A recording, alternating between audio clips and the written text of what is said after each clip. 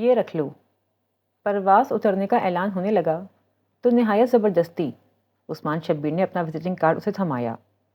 اس پر میرے گھر، سیل اور آفس کے نمبرز لکھے ہیں۔ کبھی کبھار میں گھر پر نہیں ہوتا اور کبھی کبھار میرا سیل بھی آف ہوتا ہے، لیکن آفس کے نمبر پہ میں ہمیشہ ملتا ہوں۔ میری سیکریٹری کی فضولیات سے بچنے کے لیے ڈائریکٹ میری پرائیویٹ ایکسٹینشن ڈائل کرنا، وہ ہے 14 یعنی 14، کیونکہ میری اور پاکستان کی تاریخ پیدائش 14 اگست ہے۔ رکھ لو، ضرورت پڑ سکتی ہے۔ عثمان شبیر سے بامشکل جان چھوٹ رہی تھی۔ ان کو کبھی کال کرنا یا دوبارہ ملاقات کا تصور ہی حیا کے لیے سہانے روح تھا۔ پھر بھی ان کے اصرار پر اس نے اپنے سنہری پاؤچ میں وہ کارڈ دیکھے بغیر رکھ لیا۔ آتا ترک انٹرنیشنل ایئرپورٹ استنبول کی یورپی طرف واقع تھا، یہ اسے بعد میں معلوم ہوا تھا۔ البتہ جو بات اسے ہمیشہ سے معلوم تھی وہ یہ تھی کہ استنبول دنیا کا وہ واحد شہر تھا جو دو خطوں کو باہم ملاتا ہے، یورپ اور ایشیا۔ استنبول کے دو حصے تھے، ایک یورپی طرف کہلاتا تھا اور دوسرا ایشیائی طرف۔ عرف عام میں اسے پرانا شہر بھی کہا جاتا تھا۔ وہ دونوں جب اپنے سامان کی ٹرالیاں دھکیلتے آگے آئیں تو رومی فورم کے دو ارکان ان کو مل گئے جو انہیں لینے آئے ہوئے تھے۔ رومی فورم ایک ترک این جی او تھی جو بالخصوص ایکسچینج اسٹوڈنٹ کا بہت خیال رکھتی تھی۔ وہ دو لڑکے تھے، رحمت اور چغتائی۔ چغتائی نام تو ہمارے ہاں بھی بہت ہوتا ہے، جیسے مصور عبد الرحمن چغتائی، ہے نا حیا؟ ڈی جے نے سرگوشی کی تھی۔ السلام علیکم۔ وہ بہت گرم جوشی اور احترام سے ملے۔ چغتائی نے ان سے بیگس لے لیے۔ آئیے، باہر گاڑی انتظار کر رہی ہے۔ چغتائی بردرز، پلیز پانی پلا دیں، بہت پیاس لگی ہے۔ حیا کی طرح ڈی جے بھی پیاس سے بے حال تھی۔ چغتائی نے سر اسبات میں ہلایا اور رحمت کے ساتھ سامان اٹھانے لگا۔ پھر وہ دونوں ان سے آگے چلتے ہوئے باہر کی طرف بڑھ گئے۔ بے حد مہمان نواز قوم کے اس سپوت نے ان کو پانی کیوں نہیں پلوایا، یہ معمہ وہ ساری زندگی حل نہیں کر سکی۔ کبھی امکان یہ تھا کہ چغتائی کی انگریزی کمزور تھی، جس کے باعث وہ ان کا مدعا سمجھ نہیں پایا تھا۔ باہر نکلنے سے قبل انہوں نے اپنی رقم ترک لیرہ اور یوروز میں تبدیل کروا لی تھی۔ ایک لیرہ پاکستانی 25 روپے کا تھا اور ایک یورو 125 روپے کا۔ 55 125 55 125۔ ڈی جے زیر لب کرنسی کی مالیت کا حساب لگاتی اور ان کی قیمت یاد کرتی باہر آئی تھی۔ ایئرپورٹ کا دروازہ کھلتے ہی یک بستہ ہڈیوں میں گھستی خون منجمد کرتی لہر نے ان کا استقبال کیا کہ چند لمحوں میں حیا کے ہونٹ نیلے پڑنے لگے۔ یہاں مری اور ایوبیہ کی سرترین ہوا سے بھی کئی گنا سرد ہوا چل رہی تھی۔ حیا نے بے اختیار بازو سینے پر لپیٹ لیے، وہ ٹھٹھرنے لگی تھی۔ ان کا سامان خاصا وزنی اور بے تحاشا تھا۔ دونوں لڑکے سرمئی رنگ کے ہائیس میں بیگس رکھتے رکھتے ہام گئے تھے۔ آپ واقعی صرف 5 ماہ کے لیے آئی ہیں؟ چغتائی نے سادگی سے پوچھا تو رحمت نے موضوع بدل دیا۔ ہماری روایت ہے کہ جو بھی اتاترک ایئرپورٹ سے استنبول آتا ہے ہم اسے سب سے پہلے سلطان ابو ایوب انصاری کے مزار پر لے کر جاتے ہیں، اس سے اس کا ترکی میں قیام اچھا گزرتا ہے۔ رحمت کہہ کر بیگ گاڑی میں رکھنے لگا تو ڈی جے نے سرگوشی کی۔ مگر حیا، یہ تو توہم پرستی اور شرک۔ اس نے زور سے کوہنی مار کر ڈی جے کو خاموش کروایا، پھر اندر بیٹھتے ہوئے دبی آواز میں گھرکا، میزبانوں سے اس سردی میں بحث کی تو وہ تمہیں یہیں چھوڑ کر چلے جائیں گے پاگل۔ صبح تک منجمد ہو کر پڑی رہو گی اور آئندہ ترکی آنے والے سب سے پہلے تمہارے منجمد مجسمے کی زیارت کیا کریں گے۔ رحمت کو ٹوٹی پھوٹی انگریزی آتی تھی، سو وہ سارا راستہ گرد و پیش کے متعلق بتاتا رہا۔ حیا کو اس سفر نامے سے دلچسپی نہ تھی، سو رخ پھیرے کھڑکی کے باہر دیکھے گئی۔ وہ جو امریکی فلموں والی بلند و بالا عمارتوں کی آس لگائے بیٹھی تھی، قدرے مایوس ہوئی، کیونکہ استنبول شروع میں تو یوں لگا جیسے اسلام آباد ہو، مگر آہستہ آہستہ غور کرنے پر معلوم ہوا کہ نہیں، وہ واقعی یورپ تھا۔ دکانوں کے چمکتے شیشے، صاف سڑکیں، مغربی لباس میں پھرتے لوگ، دکانوں کی چھتیں اور درختوں کے اوپر پڑی برف اور سڑک کنارے بچھی برف کی تہیں، گویا سفید گھاس ہو۔ عجیب بات یہ تھی کہ اس کوہر اور سردی میں بھی ترک لڑکیاں بڑے مزے سے منی اسکرٹ میں ملبوس ادھر ادھر گھوم پھر رہی تھیں۔ خدا کرے آج رات برف نہ پڑے۔ چغتائی نے مور کاٹتے ہوئے ایک پرتشویش نگاہ باہر پھیلے برف دار پر ڈالی۔ ہاں، خدا کرے رات واقعی برف نہ پڑے، رحمت نے تائید کی۔ حیا اور ڈی جے نے ایک دوسرے کو دیکھا اور پھر ڈی جے آہستہ سے اردو میں بڑبڑائی، ہمیں نہ پڑے، خود تو برف باری دیکھ دیکھ کر اکتا چکے ہیں، ہمیں تو دیکھنے دیں، اللہ کرے رات برف ضرور پڑے۔ آمین ثم آمین، اور حیا نے دل میں اس کی تائید کی۔ ونڈ اسکرین کے اس پار یورپین شہر کا اختتام دکھائی دے رہا تھا۔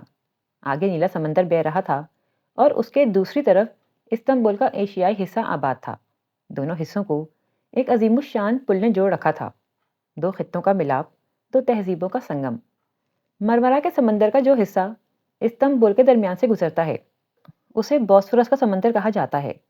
اس پل کا نام بھی بوسفورس برج ہے۔ رحمت بتانے لگا، مگر ہم تو بازار پر جا رہے تھے جو کہ یورپین حصے میں ہی ہے، پھر پل عبور کرنے کا مقصد؟ قریب آتے پل کو دیکھ کر حیا نے حیرت سے پوچھا، کیونکہ پل کے اس طرف اناتولین شہر تھا۔ ہم نے پل عبور نہیں کرنا، اس کے قریب سے کسی کو اٹھانا ہے۔ ہم دونوں یہاں سے چلے جائیں گے، آگے مزار تک آپ کو اسی نے لے کر جانا ہے۔ چغتائی نے گاڑی ایک طرف روک دی۔ رحمت اب لاک کھول کر باہر نکل رہا تھا۔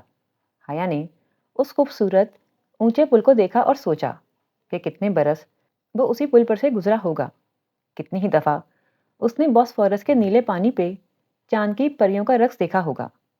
جب وہ اس سے ملے گی تو کیا اس کی آنکھوں میں استنبول کی سفید کھانسی برف جمی ہوگی یا مرمرا کے پانیوں کا جوش ہوگا، اور کیا وہ کبھی اس سے مل پائے گی؟ اس خیال پہ اس کا دل جیسے مرمرا کے سمندر میں ڈوب کر کسی لٹی پٹی کشتی کی طرح ہولے سے ابھرا تھا۔ کھڑکی کے اس پار سے ایک درازقد لڑکی کار کی طرف چلی آ رہی تھی، چہرے کے گرد اسکارف لپیٹے، بلو جینس کے اوپر گھٹنوں تک آتا سفید کوٹ پہنے، وہ کوٹ کی جیب میں ہاتھ ڈالے سر جھکائے چلتی آ رہی تھی۔ اس کی رنگت استنبول کے سورج کی سنہری اور آنکھیں بادلوں کی طرح سرمئی تھیں۔ وہ لڑکی ان دونوں ترک لڑکوں کے پاس پہنچی اور مسکراتے ہوئے چغتائی کے ہاتھ سے چابی لی۔ رحمت پیچھے کھڑی حائس کی طرف اشارہ کر کے کچھ کہنے لگا۔ وہ لڑکی اپنی نرم مسکراہٹ کے ساتھ سر ہلاتی سنتی گئی۔ پھر وہ دونوں لڑکے چلے گئے اور وہ لڑکی کار کی طرف آئی، دروازہ کھولا اور ڈرائیونگ سیٹ پہ بیٹھ کر گردن پیچھے گھمائی۔ السلام علیکم، اور ترکی میں خوش آمدید۔ اس کی انگریزی شستہ اور انداز بے حد نرم تھا۔ حیا نے محسوس کیا کہ ترک السلام علیکم کے بجائے سلام علیکم کہتے ہیں۔ وعلیکم السلام۔ حیا نے اس کا بڑا ہوا ہاتھ تھاما تو اسے لگا کہ اس نے اتنا نرم ہاتھ کبھی نہیں چھوا۔ وہ ہاتھ نہیں، گویا مکھن کا ٹکڑا تھا۔ میرا نام حالے نور ہے، میرا تعلق رومی فورم سے ہے۔ میں سبانجی سے میٹیریل سائنس اور انجینئرنگ میں MS کر رہی ہوں۔ ایئرپورٹ پر آپ کو لینے کے لیے بھی مجھے ہی آنا تھا، مگر میں کہیں پھنس گئی تھی، اس لیے نہیں آ سکی، بہت معذرت۔ اس نے کار واپس موڑ دی تھی۔ حیا سلیمان، خدیجہ رانا۔ ان کے تعارف کو حالے نور نے اپنی مخصوص مسکراہٹ کے ساتھ سنا اور سر اس بات میں ہلا دیا۔ وہ واقعی نور کا خالہ تھی، دھلی ہوئی چاندنی۔ اب ہم انصاری محلہ جا رہے ہیں، وہ اسٹیئرنگ گھماتے ہوئے بولی۔ محلہ؟ اردو والا محلہ؟ حیا؟ ڈی جے نے دھیرے سے سرگوشی کی۔ شاید، تبھی تو کہتے ہیں کہ اردو ترک سے نکلی ہے۔ تم نے میٹرک میں اردو زبان کے مضمون میں اس فکرے کا رٹا نہیں لگایا تھا کیا کہ لفظ اردو ترک زبان سے نکلا ہے، جس کے معنی لشکر کے ہیں؟ ڈی جے نے چہک کر فکرہ مکمل کیا۔ ایوب سلطان جامعہ کے بیرونی بازار کا نام ہے انصاری محلہ۔ بے حد رش، بہت سے لوگ اور ہر سو اڑتے چکتے کبوتر۔ وہ تینوں لوگوں کے درمیان بمشکل راستہ بناتی مسجد کے احاطے تک پہنچی تھیں۔ نماز سے فارغ ہو کر حیا نے دیکھا وہاں جامع مسجد کا نام ایوب سلطان کیمی لکھا تھا۔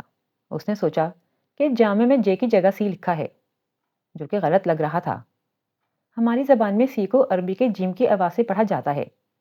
انصاری محلے کے رش سے گزرتے ہوئے اس کی حیرت پر حالے نے بتایا۔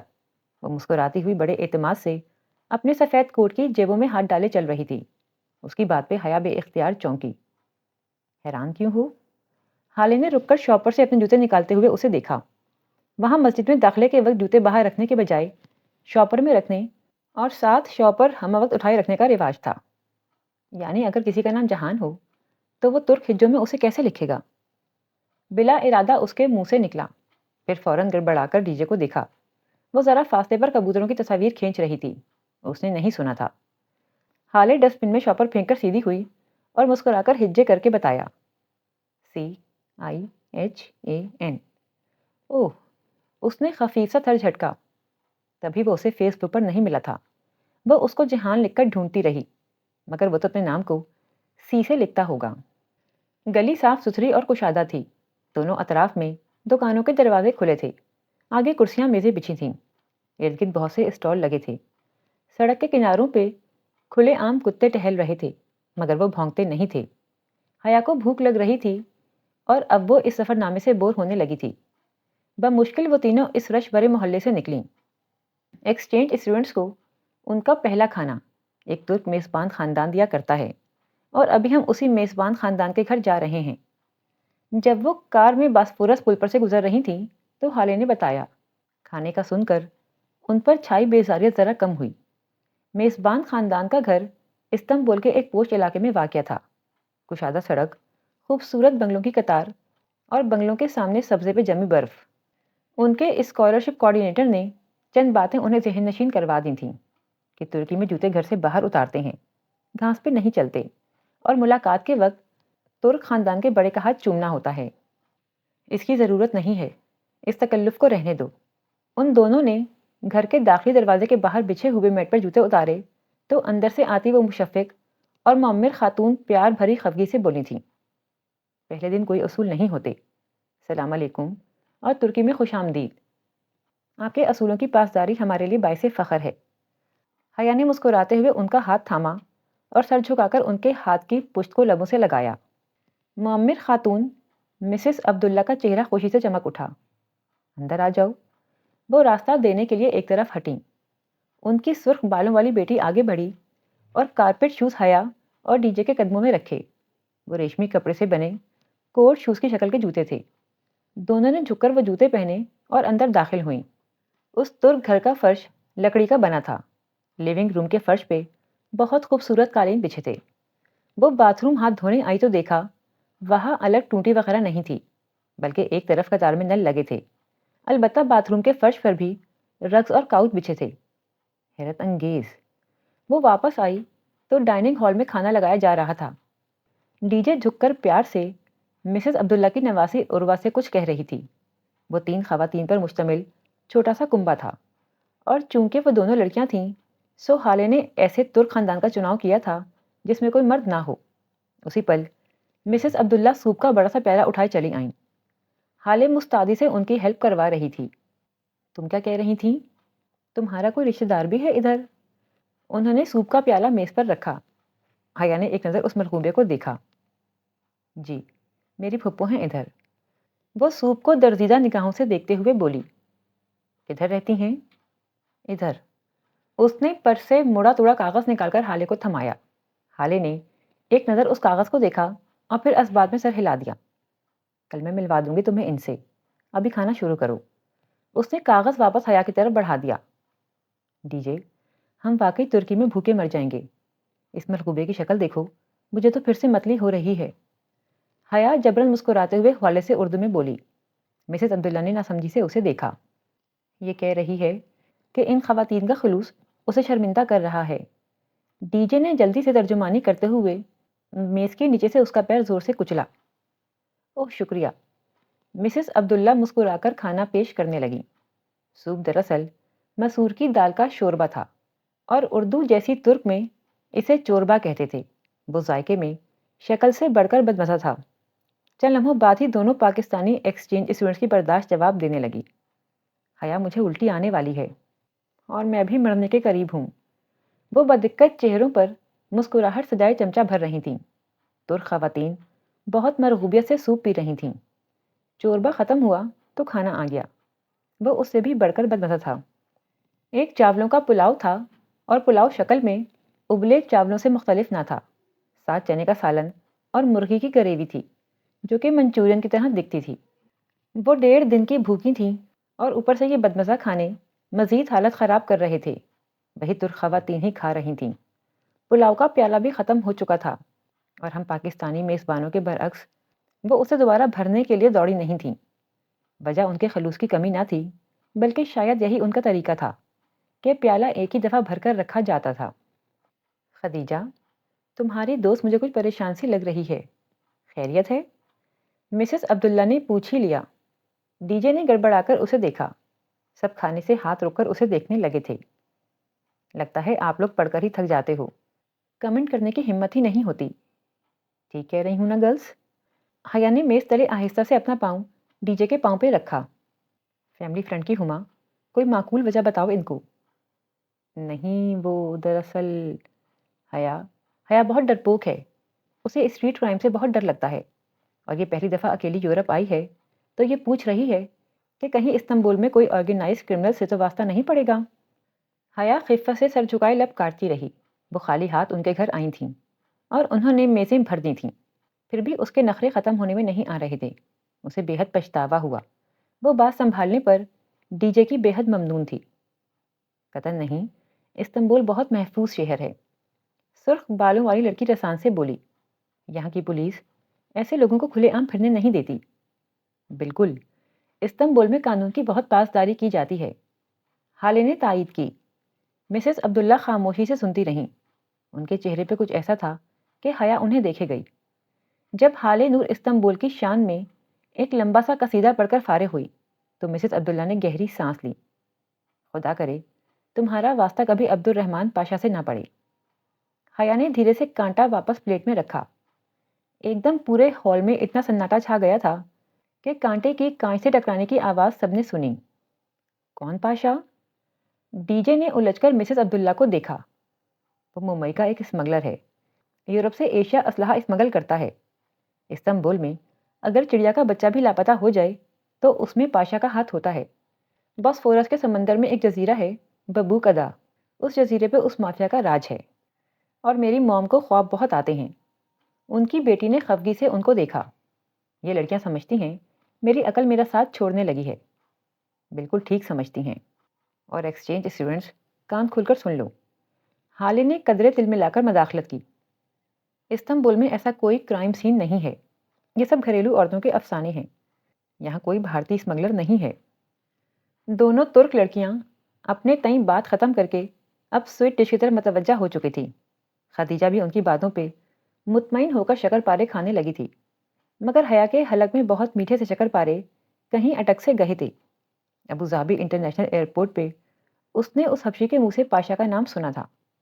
وہ نہایت مزمحل سا اپنی بیوی سے عربی میں بات کر رہا تھا، اپنے بیٹے کے علاج کا ذکر، مگر ہو سکتا ہے کہ وہ کسی اور پاشا کے کام کا ذکر کر رہا ہو، اور واقعی ترک گھریلو عورتوں کے افسانوں کے پاشا کا کوئی وجود نہ ہو۔ الوداعی لمحات میں جب باقی سب آگے نکل چکے تو مسز عبداللہ نے دھیرے سے حیا کے قریب سرگوشی کی۔ یہ لڑکیاں استنبول کی برائی نہیں سن سکتیں، تمہیں اس لیے بتایا کہ تم کرائم سے ڈرتی ہو اور خوبصورت بھی ہو۔ خوبصورت لڑکیوں پر عموماً ایسے لوگ نظر رکھتے ہیں۔ حیا نے چونک کر انہیں دیکھا۔ ان کے جھریوں زدہ چہرے پہ سچائی بکھری تھی۔ وہ واقعی اپنا وجود رکھتا ہے۔ وہ بالکل سنسی ہوئی انہیں دیکھے گئی۔ کیا افواہوں کا خوف مجسم صورت میں ان کے سامنے آ گیا تھا، یا ان کی عقل واقعی ان کا ساتھ چھوڑ رہی تھی؟ شام کے سائے گہرے پڑ رہے تھے جب وہ سبانجے یونیورسٹی پہنچیں۔ سبانجے عمرہ کی جامعہ تھی، وہاں 4 ماہ کے ایک سیمسٹر کی فیس بھی $10,000 سے کم نہ تھی۔ شہر سے دور مضافات میں واقع وہ قدرے گولائی میں تعمیر کردہ عمارت بہت پرسکون دکھتی تھی، کیونکہ وہ جگہ استنبول شہر سے تقریباً 45 منٹ کے فاصلے پر تھی۔ اسے سبانجے میں ڈے اسکالرز نہیں ہوتے تھے۔ اس کے تمام طلباء و طالبات بشمول حالے نور جیسے لوگوں کے جن کے گھر استنبول میں ہی تھے، ہاسٹل میں رہائش پذیر تھے۔ یونیورسٹی کی عمارت سے دور برف سے ڈھکے میدانوں میں ایک جگہ تھوڑے تھوڑے فاصلے پر اونچی عمارتیں کھڑی تھیں۔ وہ ان کے رہائشی بلاکس تھے، انگریزی حرف ایل کی صورت میں کھڑی 3 منزلہ عمارتیں جن کے کمروں کے آگے بیلکنیاں بنی ہوئی تھیں۔ 6 کمرے ایل کی ایک لکیر پر تھے اور 6 دوسری لکیر پہ تھے۔ تمہارا کمرہ دوسری منزل پر ہے، حالے نے اس کا سامان گاڑی سے نکالتے ہوئے بتایا۔ حیا اور ڈی جے دوسرا بیگ گھسیٹ کر لا رہی تھیں۔ ایل کی شکل کا ڈروم بلاک، جسے حالے B1 کہہ رہی تھی، کہ باہر گولائی میں چکر کھاتی سیڑھیاں کھلے آسمان تلے بنی تھیں جو اوپر تک لے جاتی تھیں۔ لوہے کی ان سیڑھیوں کے ہر 2 زینوں کے درمیان خلا تھا، اور زینوں پہ برف کی موٹی تہ تھی۔ ذرا سا پاؤں پھسلے اور آپ کی ٹانگ اس گیپ میں سے نیچے پھسل جائے۔ وہ تینوں گرتی پڑتی بمشکل حیا کا سامان اوپر لائیں۔ کمرہ تو اچھا ہے، ہم یہاں رہیں گے؟ حیا نے حالے کی تھمائی چابی سے اپنی ڈارمیٹری کا دروازہ دھکیلا تو بے اختیار لبوں سے نکلا، ہم نہیں، صرف تم، کیونکہ خدیجہ کا بلاک B2 ہے، وہ جو سامنے ہے۔ اس نے انگلی سے دور برفیلے میدان میں بنی عمارت کی جانب اشارہ کیا۔ کیا مطلب؟ میں ادھر اکیلی؟ وہ دنگ رہ گئی۔ بعد میں روم بدلوا سکتی ہو، ڈوم آفیسر سے کہہ کر۔ ابھی تم آرام کرو۔ ہر کمرے میں 4 اسٹوڈنٹس ہوتے ہیں۔ ہر اسٹوڈنٹ کی ٹیلی فون ایکسٹینشن اس کی میز پر ہوتی ہے۔ آج کل چھٹیاں ہیں، اکثر طالب علم اپنے گھر گئے ہوئے ہیں۔ تمہارا کمرہ خالی ہے، مگر تم جا کر اپنے بیڈ پر ہی سونا۔ ترک لڑکیوں کے بستر پر کوئی سو جائے تو وہ بہت برا مانتی ہیں۔ کوئی مسئلہ ہو تو میرا ڈوم بلاک بھی 4 میں ہے، اوکے؟ وہ مسکرا کر بولی تو حیا نے سر ہلا دیا۔ ڈی جے نے بے چارگی سے اسے دیکھا اور ہالے کے ساتھ سیڑھیاں اترنے لگی۔ ہالے سنو، اس بلڈنگ کے پیچھے کیا ہے؟ کسی خیال کے تحت اس نے پوچھا۔ ہالے مسکرا کر پلٹی اور بولی، جنگل۔ پھر وہ دونوں زینہ اتر گئیں۔ حیا ایک جھرجھری لے کر پلٹی اور اندر کمرے میں قدم رکھا۔ کمرہ خوبصورتی سے آراستہ تھا۔ ہر دیوار کے ساتھ ایک ایک ڈبل اسٹوری بنک رکھا تھا۔ عموماً ایسے بنکس میں نیچے ایک بیڈ اور اوپر بھی بیڈ ہی ہوتا ہے، لیکن اس میں نیچے بڑی سی رائٹنگ ٹیبل پڑی تھی۔ اس کے ساتھ ہی لکڑی کی سیڑھی اوپر جاتی تھی، جہاں ایک آرام دہ بیڈ تھا۔ بیس پہ ایک ٹیلی فون رکھا تھا۔ وہ چاروں بنکس کو دیکھتی اپنے نام کی میز کی کرسی کھینچ کر نڈھال سی بیٹھ گئی۔ وہ ایک تھکا دینے والا دن ثابت ہوا تھا، مگر ابھی وہ تھکن کے بجائے عجیب سی اداسی میں گھری تھی۔ غیر ملک، غیر خطہ، غیر جگہ اور تنہا کمرہ جس کے پیچھے جنگل تھا۔ اسے جانے کیوں بے چینی ہونے لگی۔ وہ فریش ہونے کے لیے اٹھی اور دروازے کی طرف بڑھی تاکہ باہر کہیں باتھ روم ڈھونڈے۔ ابھی اس نے دروازہ کھولا ہی تھا کہ 2 کمرے چھوڑ کر ایک کمرے کا دروازہ کھلا اور اس میں سے ایک لڑکا بیگ اٹھائے نکلا۔ اس نے جلدی سے دروازہ بند کیا اور پھر مقفل کر دیا۔ گرلز ہاسٹل میں لڑکا؟ اگر پاکستان میں ہوتی تو یقیناً یہی سوچتی، مگر یہ بات تو سبانجی کے پراسپیکٹس میں پڑ چکی تھی کہ وہ مخلوط ہاسٹل تھا۔ البتہ ایک کمرے کے اندر صرف ایک ہی صف کے افراد رہ سکتے تھے۔ وہ بددل سی ہو کر واپس کرسی پہ آ بیٹھی۔ سامنے والی دیوار پر ایک سفید اور سیاہ تصویر آویزاں تھی۔ پینسل سے بنایا گیا وہ خاکہ ایک کلہاڑے کا تھا جس کے پھل سے خون کی بوندیں گر رہی تھیں۔ خاکہ بے رنگ تھا، مگر خون کے قطروں کو شوخ سرخ رنگ سے بنایا گیا تھا۔ اس نے جھرجھری لے کر دوسری دیوار کو دیکھا۔ وہاں ایک لڑکی کے چہرے کا بے رنگ پینسل سے بنا خاکہ ٹنگا ہوا تھا۔ وہ تکلیف کی شدت سے آنکھیں میچے ہوئے تھی۔ اس کی گردن پر چھری چل رہی تھی اور اس سے بھڑکیلے سرخ خون کے قطرے ٹپک رہے تھے۔ وہ مضطرب سی اٹھ کھڑی ہوئی۔ ان تصاویر والی دیوار کے ساتھ لگے بنک کی میز پہ بہت سے چاقو اور چھریاں قطار میں رکھے تھے۔ ہر سائز، ہر قسم اور ہر دھار کا چاقو، جن کے لوہے کے پھل مدھم روشنی میں چمک رہے تھے۔ وہ ایک دم بہت خوف زدہ ہو کر باہر لپکی۔ کوریڈور میں بہت اندھیرا تھا۔ دور نیچے برف سے ڈھکے میدان دکھائی دے رہے تھے۔ وہ تیزی سے سیڑھیوں کی جانب بڑھی۔ جیسے ہی اس نے پہلے زینے پہ قدم رکھا، اوپر چھت پہ لگا بلب ایک دم جل اٹھا۔ وہ ٹھٹک کر رکی اور گردن گھمائی۔ کوریڈور خالی تھا، وہاں کوئی نہیں تھا۔ پھر بلب کس نے جلایا؟ اس کی گردن کی پشت کے بال کھڑے ہونے لگے۔ دھڑکتے دل کے ساتھ وہ پلٹی اور زینے اترنے لگی۔ تبھی ایک دم ٹھاکی آواز کے ساتھ اوپر کوئی دروازہ بند ہوا۔ اس نے پتھر بن جانے کے خوف سے پیچھے مڑ کر نہیں دیکھا اور تیزی سے سیڑھیاں پھلانگتی چلی گئی۔ آخری زینے سے اتر کر اس نے جیسے ہی برف زار پر قدم رکھا، اوپر بالکنی میں جلتا بلب بجھ گیا۔ باہر زور و شور سے برف گر رہی تھی۔ تازہ پڑی برف سے اس کے قدم پھسلنے لگے تھے۔ سفید سفید گالے اس کے بالوں اور جیکٹ پہ آ ٹھہرے تھے۔ وہ گرتے پڑتے ڈی جے کے بلاک کی طرف بڑھ رہی تھی۔ اسے پہلی دفعہ اپنی مانگی گئی کسی دعا پہ پچھتاوا ہوا تھا۔ کاش آج یہ برف نہ پڑتی۔ وہ B2 کی دوسری منزل کی بیلکنی میں دم لینے کو رکی۔ اسے منزل یاد تھی، مگر کمرے کا نمبر بھول چکا تھا۔ اس نے ہونٹوں کے گرد ہاتھ کا پیالہ بنا کر زور سے آواز دی، ڈی جے تم کہاں ہو؟ D J, D J. ایک دروازہ جھٹ سے کھلا اور کسی نے ہاتھ سے پکڑ کر اسے اندر کھینچا۔ اگر تم 2 منٹ مزید تاخیر کرتی تو میں مر چکی ہوتی حیا۔ ڈی جے بھی اس کی طرح تنہا اور خوف زدہ لگ رہی تھی، مگر اس کمرے میں آ کر حیا کا سارا خوف اڑنچھو ہو چکا تھا۔ ڈرو مت، تمہارے لیے ہی تو آئی ہوں۔ مجھے پتا تھا تم اکیلی ڈر ہی رہی ہوگی، ورنہ میرا کیا ہے، میں تو کہیں بھی رہ لیتی ہوں۔ وہ لاپرواہی سے شانے اچکا کر بولی، پھر بے اختیار جمائی روکی۔ خوف ختم ہوا تو نیند طاری ہونے لگی۔ مگر ڈی جے، میں سوؤں گی کدھر؟ ان 3 خالی بیڈس پہ کانٹے بچھے ہیں کیا؟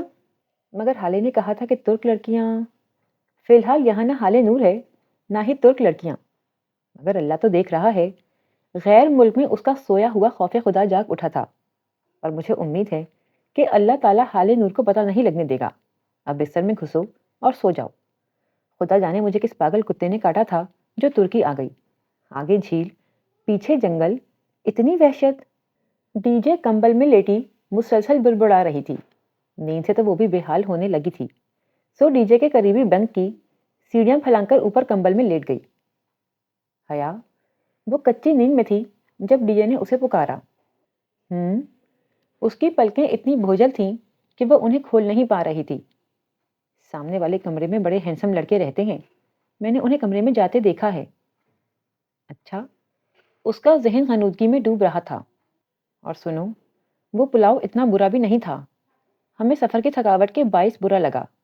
اور سنو، مگر ڈی جے کی بات مکمل ہونے سے قبل ہی وہ سو چکی تھی۔ دروازے پر مدھم سی دستک ہوئی تو وہ سرعت سے کرسی سے اٹھی، ایک نظر سوتی ڈی جے پہ ڈالی، دوسری اپنے زیر استعمال بنک پہ، جو دوبارہ سے بنا سلوٹ اور شکن کے بنایا جا چکا تھا، اور جس پہ ترک لڑکیوں کے اعتماد کے خون کیے جانے کی کوئی نشانی باقی نہ تھی۔ اس نے دروازہ کھول دیا۔ السلام علیکم ایکسچینج اسٹوڈنٹس۔ حالے نور حشاش بشاش سی مسکراتی ہوئی کھڑی تھی۔ وہ یوں تھی گویا دھلی ہوئی چاندنی، سیاہ اسکارف چہرے کے گرد لپیٹے، ہلکی سبز لمبی جیکٹ تلے سفید جینس پہنے، شانے پہ بیگ اور ہاتھ میں چابیوں کا گچھا پکڑے وہ پوری تیاری کے ساتھ آئی تھی۔ وعلیکم السلام، آؤ حالے۔ میں تمہارے روم میں گئی تھی لیکن تم وہاں نہیں تھی، میں نے اندازہ کیا کہ تم یہیں ہوگی۔ حالے نے اپنا بیگ میز پہ رکھا اور کرسی کھینچ کر نفاست سے بیٹھی۔ ہمیں صبح ہی ادھر آ گئی تھی، ڈی جے کی یاد آ رہی تھی۔ خدیجہ سو رہی ہے؟ حالے نے گردن اونچی کر کے اوپر دیکھا جہاں ڈی جے 2 موٹے کمبل خود پہ ڈالے سو رہی تھی۔ ہاں، اور شاید دیر تک سوتی رہے۔ اوہ، میں نے سوچا تھا کہ تمہارے فون رجسٹر کروانے چلیں گے آج۔ ترکی میں غیر ملکی فون پہ ترک سم کارڈ 1 ہفتے کے بعد بلاک ہو جاتا ہے۔ ہاں بالکل، تم لوگ جاؤ اور میرا فون بھی لے جاؤ، میں مزید 2 گھنٹے سوؤں گی۔ کمبلوں کے اندر سے آواز آئی تو حالے مسکرا دی۔ مسکراتے ہوئے اس کی چمکتی سرمئی آنکھیں چھوٹی ہو جاتی تھیں۔ تو چلو حیا، ہم دونوں چلتے ہیں۔ وہ دونوں ساتھ ساتھ کھڑی ہو گئی تھیں۔ حیا صبح اپنے کمرے میں جا کر فریش ہو کر آئی تھی۔ ابھی وہ سیاہ چوڑی دار پاجامے اور ٹخنوں تک آتی سیاہ لمبی قمیض میں ملبوس تھی۔ شفون کا دوپٹہ گردن کے گرد مفلر کی طرح لپیٹے اور اوپر لمبا سیاہ سویٹر پہنے ہوئی تھی جس کے بٹن سامنے سے کھلے تھے۔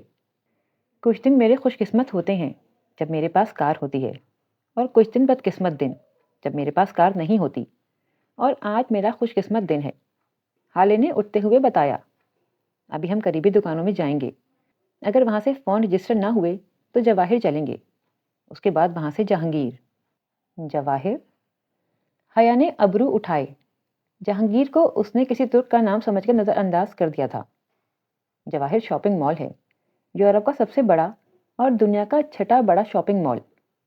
او اچھا، جیسے پارک ٹاورز؟ اوپر کمروں سے آواز آئی۔ Park towers? حالے نے گردن اٹھا کر خدیجہ کے کمروں کو دیکھا۔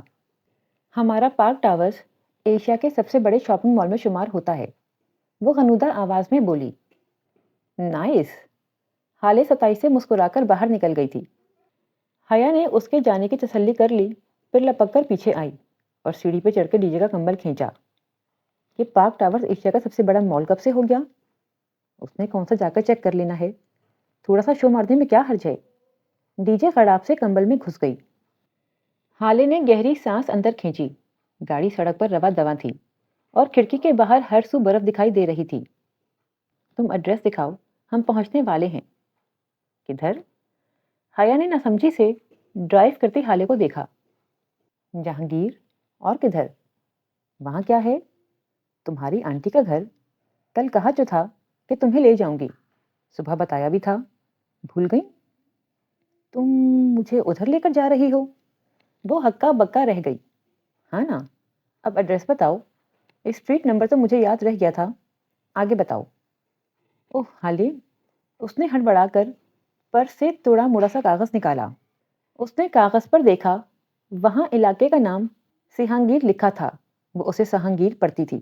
اب اسے یاد آیا کہ ترکوں کا سی جیم کی آواز سے پڑھا جاتا تھا۔ اگر اسے ذرا سا بھی اندازہ ہوتا کہ ادھر جانا ہے تو وہ تحائفی اٹھا لیتی جو اماں نے بھیجے تھے، ذرا اچھے کپڑے ہی پہن لیتی اور تھوڑا سا میک اپ ہی کر لیتی۔ لو، یہ تو سامنے ہی تھا، اب تم جاؤ، مجھے ادھر تھوڑا کام ہے۔ میرا نمبر تم نے فون میں فیڈ کر لیا ہے نا؟ جب فارغ ہونا تو مجھے کال کر لینا، میں آ جاؤں گی۔ گھنٹہ تو مجھے لگ ہی جائے گا، پھر کھانا ساتھ کھائیں گے۔ گاڑی رک چکی تھی۔ حیا نے بے توجہی سے اس کی ہدایات سنی اور دروازہ کھول کر نیچے اتری۔ اس کے دروازہ بند کرتے ہی حالے گاڑی زن سے بھگا کر لے گئی۔ وہ ایک خوبصورت چھوٹا سا بنگلہ تھا۔ بیرونی چار دیواری کے بجائے سفید رنگ کی لکڑی کی باڑ لگی تھی۔ گیٹ بھی لکڑی کی باڑ کا بنا تھا۔ گیٹ کے پیچھے چھوٹا سا باغیچہ تھا اور اس کے آگے وہ بنگلہ۔ بنگلے کی گلابی چھت مخروطی تھی۔ داخلی سفید دروازہ ذرا اونچا تھا۔ اس تک چڑھنے کے لیے 2 اسٹیپس بنے تھے۔ اسٹیپس کے دونوں اطراف خوش رنگ پھولوں والے گملے رکھے تھے۔ تو یہ تھی وہ چھوٹی سی جنت جس میں وہ رہتا تھا اور جس سے باہر نکلنے کا اس نے کبھی نہیں سوچا تھا۔ وہ گیٹ کو دھکیل کر پتھروں کی روش میں چلتی ان اسٹیپس تک آئی۔ اونچے سفید رنگ پہ سنہری رنگ کی تختی لگی تھی، سکندر شاہ۔ وہ ترک ہجوں میں لکھا نام اس کے پھپھا کا ہی تھا۔ گھنٹی کی تلاش میں اس نے ادھر ادھر نگاہ دوڑائی۔ اس گھر میں بہت سی لکڑی کی کھڑکیاں بنی تھیں اور شاید کوئی کھڑکی کھلی بھی تھی جس سے مسلسل ایک ٹھک ٹھک کی آواز آ رہی تھی، جیسے کوئی ہتھوڑا یا کلہاڑے کو لکڑی پہ زور سے مار رہا ہو۔ اس نے کپ کپاتی انگلی گھنٹی پر رکھی اور سنہری ڈور نوب پہ چمکتے دھات میں اپنا عکس دیکھا۔ کاجل سے لبریز بڑی بڑی سیاہ آنکھیں، دونوں شانوں پر پھسل کر نیچے گرتے لمبے بال اور سردی سے سرخ پڑتی ناک۔ وہ سیاہ لباس میں چینی کی مورت لگ رہی تھی، گھبرائی ہوئی پریشان سی مورت۔ اس نے گھنٹی سے انگلی ہٹائی تو ٹھک ٹھک کی آواز بند ہو گئی۔ چند لمحے بعد لکڑی کے فرش پہ قدموں کی چاپ سنائی دی۔ کوئی انجان زبان میں بڑبڑاتا دروازہ کھولنے آ رہا تھا۔ وہ لب کاٹتے ہوئے کسی مجرم کی طرح سر جھکائے کھڑی تھی جب دروازہ کھلا۔ چوکھٹ پر بچھے ڈور میٹ پہ اسے دروازہ کھولنے والے کے پاؤں دکھائی دیے۔ اس کی نگاہیں دھیرے سے اوپر اٹھتی گئیں۔ بلو جینز اور اوپر گرے سویٹر میں ملبوس وہ ایک ہاتھ میں ہتھوڑی پکڑے کھڑا تھا۔ سویٹر کی آستینیں اس نے کوہنیوں تک موڑ رکھی تھیں اور اس کے کسرتی بازو جھلک رہے تھے۔ حیا نے دھیرے سے چہرہ اٹھا کر اسے دیکھا۔ اس کا سانس لمحے بھر کو ساکت ہوا تھا۔ وہ ویسا ہی تھا جیسے اپنے بچپن کی تصاویر میں لگا کرتا تھا۔ وہی بھورے مائل بال جو بہت اسٹائلش انداز میں ماتھے پر گرتے تھے، پرکشش آنکھیں، اٹھی مغرور ناک، سنہری رنگت کے تیکھے نکوش۔ وہ ماتھے پہ تیوری لیے آنکھیں سکیڑے اسے دیکھ رہا تھا۔ اس نے ترک میں کچھ پوچھا تو وہ چونکی۔ سبین سکندر؟ سبین سکندر کا گھر یہی ہے؟ جی یہی ہے، وہ انگریزی میں بتا کر سوالیہ جانچتی نگاہوں سے اس کا چہرہ دیکھنے لگا۔ اسے لگا وہ بوسفورس کے پل پہ ہتھیلیاں پھیلائے کھڑی ہے اور نیلے پانیوں کو چھو کر آتی ہوا اس کے بال پیچھے کو اڑا رہی ہے۔ وہ کسی گہرے خواب کے زیر اثر تھی، کسی گہرے حسین خواب کے۔ میں ان کی مہمان ہوں، پاکستان سے آئی ہوں، وہ اٹک اٹک کر بول رہی تھی۔ اس کے سامنے اس کی ساری خود اعتمادی ہوا ہو گئی تھی۔ وہ ایک دم خود کو بہت کمزور محسوس کرنے لگی تھی۔ کیسی مہمان؟ اس کا انداز اکھڑا اکھڑا سا تھا، جیسے وہ کسی ضروری کام میں مصروف تھا جس میں حیا مخل ہوئی تھی۔ میں حیا ہوں، حیا سلیمان۔ اس نے پر امید نگاہوں سے جہان سکندر کا چہرہ دیکھا کہ ابھی اس کا نام سن کر اس کی پرکشش آنکھوں میں شناسائی کی کوئی رمق۔ کون حیا سلیمان؟ اس کے قدموں تلے بوسفورس کا پل شک ہوا تھا۔ وہ بے دم سی نیچے گہرے پانیوں میں جا گری تھی۔ کون حیا سلیمان؟ بے آواز دہراتے ہوئے وہ سنسی ہوتی اسے تک رہی تھی۔ اس کی پلکیں جھپکنا بھول گئی تھیں۔ اس شخص کے چہرے پر زمانے بھر کی بیزاری اور اجنبیت تھی۔ پہچاننے یا نہ پہچاننے کا تو سوال ہی نہ تھا، جہاں سکندر تو اس سے واقف ہی نہ تھا۔ کون میڈم؟ اس نے قدرے اکتا کر دہرایا۔ حیا نے خفیف سا سر جھٹکا، پھر لب بھینچ لیے۔ میں سبین پھپھو سے ملنے آئی ہوں، ان کے بھائی سلیمان کی بیٹی ہوں، وہ جانتی ہیں مجھے۔ اوکے، اندر آ جاؤ۔ وہ شانے اچکا کر واپس پلٹ گیا۔ وہ جھجک کر اوپر زینے پہ چڑھی۔ پائیدان کو دیکھ کر کچھ یاد آیا تو فوراً پیر جوتوں سے نکالے اور لکڑی کے فرش پہ قدم رکھا۔ فرش بے حد سرد تھا۔ دور راہداری کے اس پار جہاں اس نے جہان کو جاتے دیکھا تھا، وہاں سے ہتھوڑے کی ٹھک ٹھک پھر سے شروع ہو چکی تھی۔ وہ راہداری عبور کر کے کچن کے دروازے میں آ کھڑی ہوئی۔ امریکی طرز کا کچن نفاست سے آراستہ تھا۔ این وسط گول میز کے گرد 4 کرسیوں کا پھول بنا تھا۔ ایک جانب کاؤنٹر کے ساتھ وہ حیا کی جانب پشت کیے کھڑا تھا۔ اس کے ہاتھ میں ہتھوڑی تھی جس سے وہ اوپر کیبنٹ کے کھلے دروازے کے جوڑ پر زور زور سے ضربے لگا رہا تھا۔ وہ چند لمحوں کے شش و پنج کے بعد ٹھیٹ بن کر آگے آئی اور قدرے آواز کے ساتھ کرسی کھینچی۔ وہ بے اختیار چونک کر پلٹا۔ Drawing room? خیر، وہ ناگواری سے لب بھینچ کر واپس کیبنٹ کی طرف مڑ گیا۔ اس نے ایک ہاتھ سے کیبنٹ کے دروازے کے جوڑ پہ کسی شے کو پکڑ رکھا تھا اور دوسرے ہاتھ سے ہتھوڑی مار رہا تھا۔ حیا سلیمان نے زندگی میں کبھی اتنی تذلیل محسوس نہیں کی تھی۔ موم موم چند لمحے گزرے تو وہ اسی طرح اپنے کام کی طرف متوجہ چہرے پہ ڈھیروں سنجیدگی لیے پکارنے لگا۔ وہ انگلیاں مروڑتی ٹانگ پہ ٹانگ رکھے سر جھکائے بیٹھی رہی۔ دفتن چوکھٹ پہ آہٹ ہوئی تو اس نے سر اٹھایا۔ راہداری سے برتن ہاتھ میں لیے سبین پھپھو اسی پل کچن میں داخل ہوئی تھیں۔ کندھوں تک آتے بوب کٹ بال اور کھلے لمبے اسکرٹ کے اوپر سرمئی سویٹر پہنے وہ کچھ بولتی آ رہی تھیں۔ اسے بیٹھا دیکھ کر ہٹک کر رک گئیں۔ حیا، میرا بچہ، تم کب آئیں؟ برتن کاؤنٹر پہ تقریباً گرا کے وہ والہانہ انداز میں اس کی طرف لپکیں۔ وہ جو جہان کے سر رویے پر بدل سی بیٹھی تھی گڑبڑا کر اٹھی، بہت گرم جوشی سے اسے گلے لگا کر اس کی پیشانی چوبی، پھر بے حد محبت اور اپنائیت بھری نم آنکھوں سے مسکرا کر اس کا چہرہ دیکھا۔ فاطمہ نے بتایا تھا کہ تم کچھ روز تک آؤ گی ملنے۔ میں سوچ رہی تھی کہ تم تھکن اتار لوگی تو میں خود ہی تم سے ملنے آؤں گی۔ کیسی ہو تم؟ کتنی پیاری ہو گئی ہو۔ وہ اب اس کے ساتھ والی کرسی پہ بیٹھی محبت سے اس کا ہاتھ تھامے کہہ رہی تھیں۔ میں ٹھیک ہوں پھپھو، آپ کیسی ہیں؟ وہ بدقت مسکراتی انہی کی طرح انگریزی میں گفتگو کر رہی تھی۔ تم کتنی بڑی ہو گئی ہو۔ آنکھیں تو بالکل سلیمان بھائی جیسی ہیں۔ لوگ کہتے ہیں میری آنکھیں میری ماں سے ملتی ہیں پھپھو۔ وہ ہلکا سا جتا گئی۔ بھائی مجھے تو تم میرے بھائی کا ہی عکس لگتی ہو۔ اور سب کیسے ہیں؟ وہ ایک ایک کا حال پوچھے گئیں۔ وہ سب کی خیریت بتا کر کہنے لگی، آپ داور بھائی کی شادی بھی نہیں آئیں؟ داور بھی کتنا بڑا ہو گیا ہے کہ ماشاءاللہ شادی بھی ہو گئی۔ کیسی رہی شادی؟ میں نے ویڈیو دیکھی تھی تمہاری۔ اس نے چونک کر انہیں دیکھا۔ کون سی ویڈیو؟ اس کا سانس رکنے لگا۔ ایک دم ہی کمرے میں بہت گھٹن ہو گئی تھی۔ وہ جو داور کے ولیمے پہ اسٹیج پہ بنائی گئی تھی، تم نے ریڈ فراک پہن رکھی تھی، میں نے روہیل کے فیس بک پہ دیکھی تھی۔ روہیل سے کانٹیکٹ ہے آپ کا؟ اس کی رکی سانس ایک خوشگوار حیرت کے ساتھ بحال ہوئی۔ اور آپ فیس بک یوز کرتی ہیں؟ وہ ان دونوں کی جانب پش کیے کیبنٹ کے دروازے پہ اسی طرح ضربے لگا رہا تھا۔ ہاں بس روہیل کی البمز دیکھنے کے لیے کرتی ہوں۔ تم استعمال کرتی ہو فیس بک؟ نہیں، پہلے کرتی تھی پھر چھوڑ دیا۔ مجھے یہ سوشل نیٹ ورک پسند نہیں ہے۔ ہر شخص آپ کی زندگی میں جھانک رہا ہوتا ہے، انسان کی کوئی پرائیویسی ہی نہیں رہتی۔ او حیا، تم جہان سے ملی؟ ایک دم خیال آنے پر انہوں نے گردن پھیر کر اپنے بیٹے کو دیکھا جو چہرے پر ڈھیروں سختی لیے اپنے کام کی طرف متوجہ تھا۔ جہان، تم حیا سے ملے ہو؟ یہ سلیمان بھائی کی بیٹی ہے، روہیل کی بہن اور تمہاری فرسٹ کزن۔ مل چکا ہوں۔ وہ اب جھک کر دراز سے کیل نکال رہا تھا۔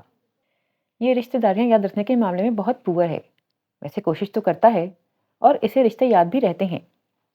دراصل پھپھو، انسان کو رشتے تب یاد رہتے ہیں جب اس کے ماں باپ اسے رشتے یاد دلائیں۔ بچوں کا کیا قصور؟ سارا قصور والدین کا ہوتا ہے۔ اگر والدین ہی کبھی اولاد کو رشتہ داروں سے نہ ملائیں تو الزام کس کے سر رکھا جائے؟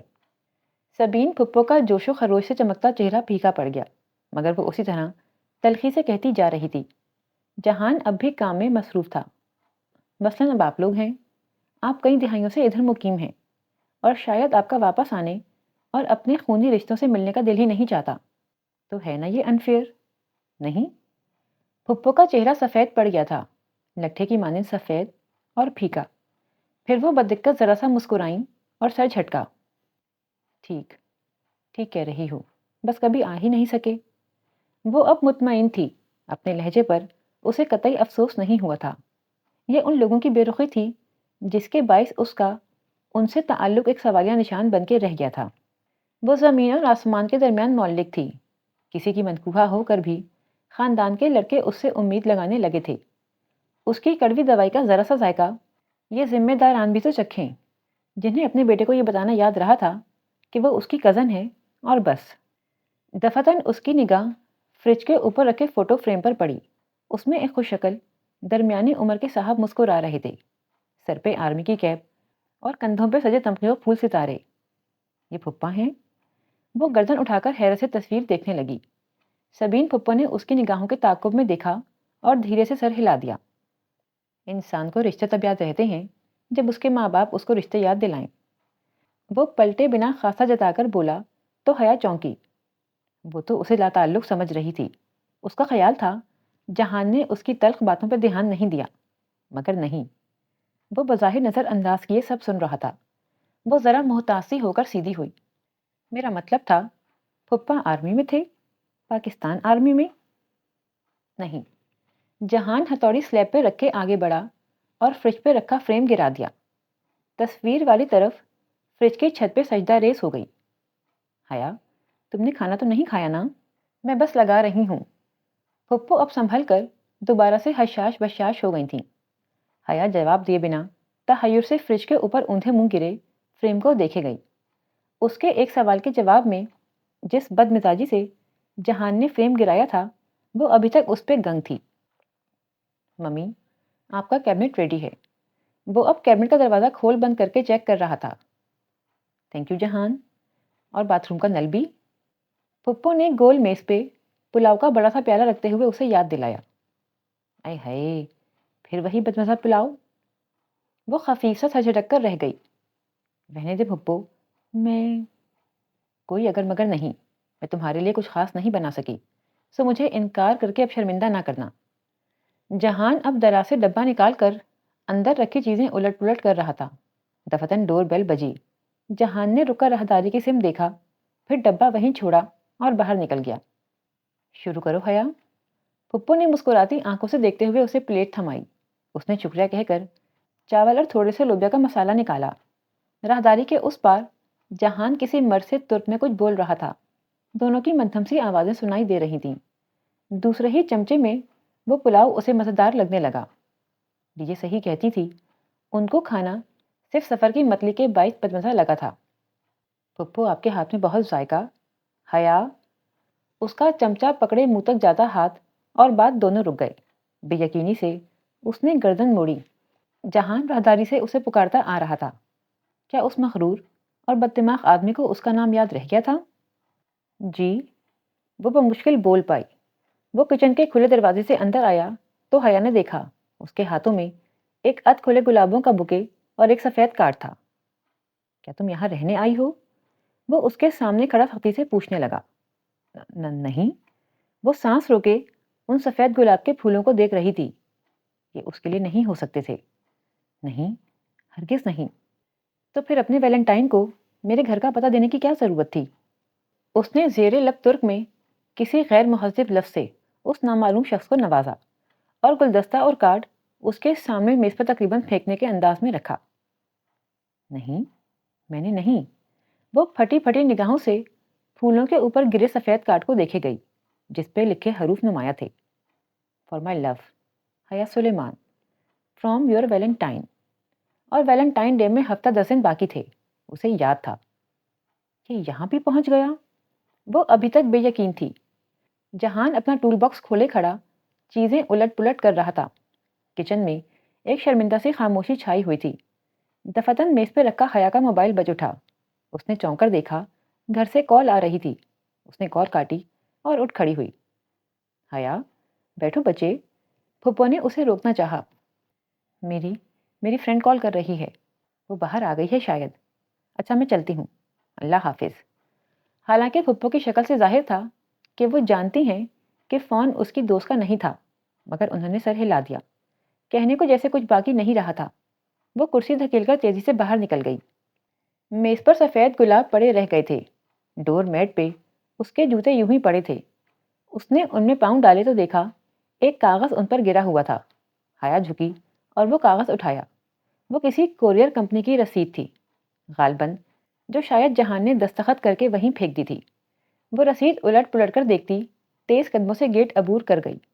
وہ پھول آج ہی کی تاریخ میں کسی اے آر نے بک کروائے تھے، ایسے احمد اور آر سے۔ وہ دھیرے دھیرے سڑک کنارے چلنے لگی۔ رسید ابھی تک اس کے ہاتھ میں تھی۔ وہ گھنٹہ بھر پہلے تک خود اس بات سے ناواقف تھی کہ وہ جہانگیر سے آ رہی ہے۔ پھر اس اے آر کو کیسے علم ہوا؟ کیا وہ اس کا پیچھا کر رہا تھا؟ کیا اس کا تعاقب کیا جا رہا تھا؟ لیکن ایک پاکستانی آفیسر کے ایک غیر ملک میں اتنے ذرائع کیسے ہو سکتے تھے؟ صرف اسے تنگ کرنے کے لیے اتنی لمبی چوڑی منصوبہ بندی کون کرے گا؟ وہ کالونی کے سرے پہ نصب بینچ پہ بیٹھ گئی۔ اس کی نگاہیں برف سے ڈھکی گھاس پہ جمی تھیں۔ اسے حالے کے آنے تک یہی بیٹھنا تھا۔